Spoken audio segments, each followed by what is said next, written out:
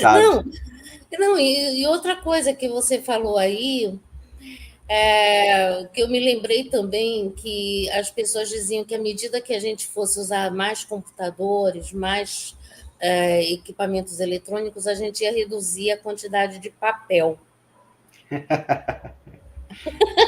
Nossa, Alguém uau. viu alguma redução do uso de papel aqui, assim, É tipo. que espera-se que isso leve para uma redução do desmatamento, né? Mas não É, é bem assim. exatamente, mas acontece Não é que, simples ou assim. seja, olha só, não reduzir papel, desmatamento, assim, cadê? A Cadê? gente pode parar de usar papel, mas aí o tanto de cadeira de madeira que a gente vai ter que fazer para a galera sentar no computador já vai suprir. Não, ainda por cima para jogar em político, né, também, né? Ou seja, É, aí, ó, pois é. assim, Aí, também a gente tudo bem. tem agora esse hype aí, É, mas posso falar uma coisa? Galera, pode. pode. Também tem o fato de que o jeito que a tecnologia funciona, ele é muito ruim. Eu... Existem previsões, e elas vão das menos apocalípticas para as mais apocalípticas, mas são todas apocalípticas. De que, por exemplo, o consumo de energia ele pode chegar até em 2020, até em 2026 a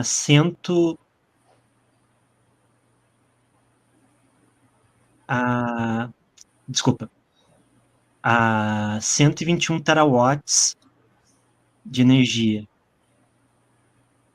Tem um aumento, desculpa, o consumo chegou até agora em 460 terawatts de energia pelos data centers em geral, incluindo os mineradores e os de IA, que são aqueles de treinamento.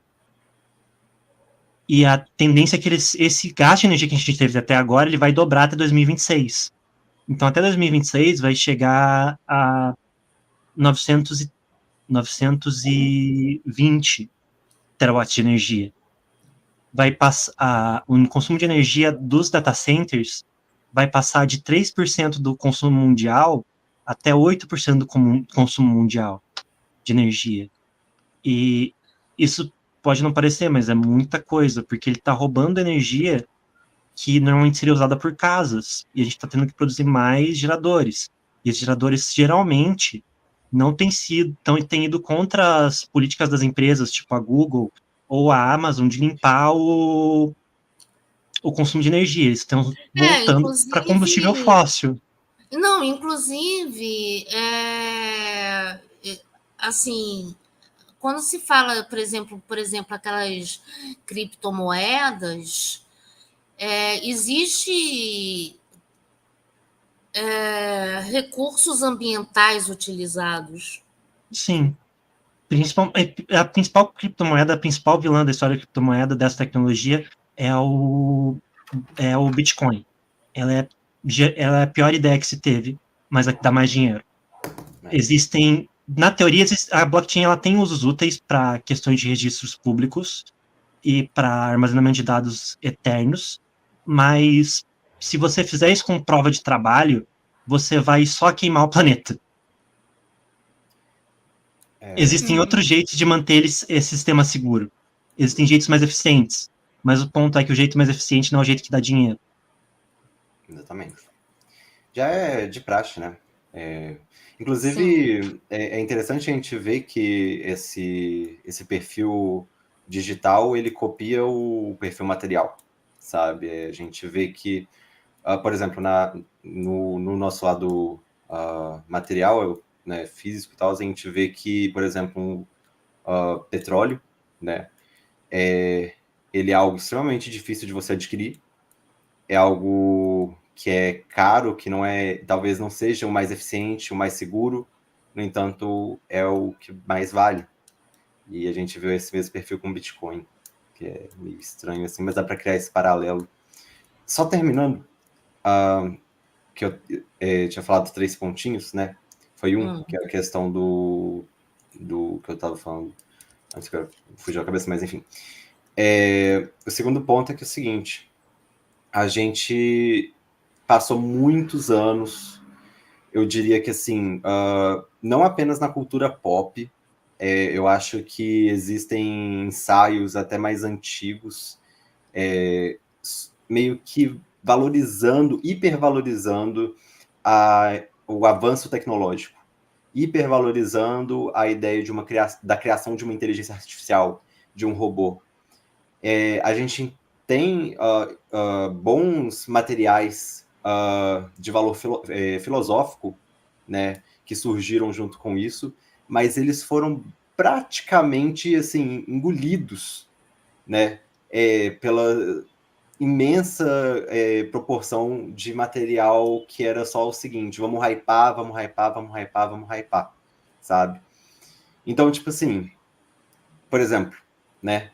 Hoje, eu diria que boa parte das pessoas que apoiam a inteligência artificial ativamente, né, militam, vão até a rede social, criam uma página apoiando IA, elas têm algum interesse ou algum desejo ao nível fantasioso com aquela inteligência artificial, sabe? E é assustador, porque de longe parece um bando de lunático ou parece um bando de pessoas que está apostando alto na IA. De perto, quando você começa a observar, você vê que beira algo assim, uma fetichização, beira uma desconexão, uma dissociação da realidade, sabe, de como essas coisas acontecem. Então a gente também tem esse ponto. Por exemplo, tipo o caso que eu até comentei com o Miguel, que ele disse que achou a história engraçada, aquela da mina lá que ficou fazendo aquela exposição do Van Gogh. Ah, tá. Assim, você viu essa história? Eu vi. O que você achou daquilo? Mas é isso, né? A fantasia de querer se parecer com Van Gogh, né? E ao mesmo tempo cobrando. Ela cobrou por aquilo. Sim. É bizarro. Eu tenho meus fetiches, sendo bem sincero. Eu, por exemplo, adoro o trabalho do Jean Ingles. Eu não sei falar francês, desculpa. Desculpa, Guilherme, mas eu falhei com você. Um beijo pra você, Guilherme. É o meu professor de francês. Mas o Ingles, eu tenho várias pinturas.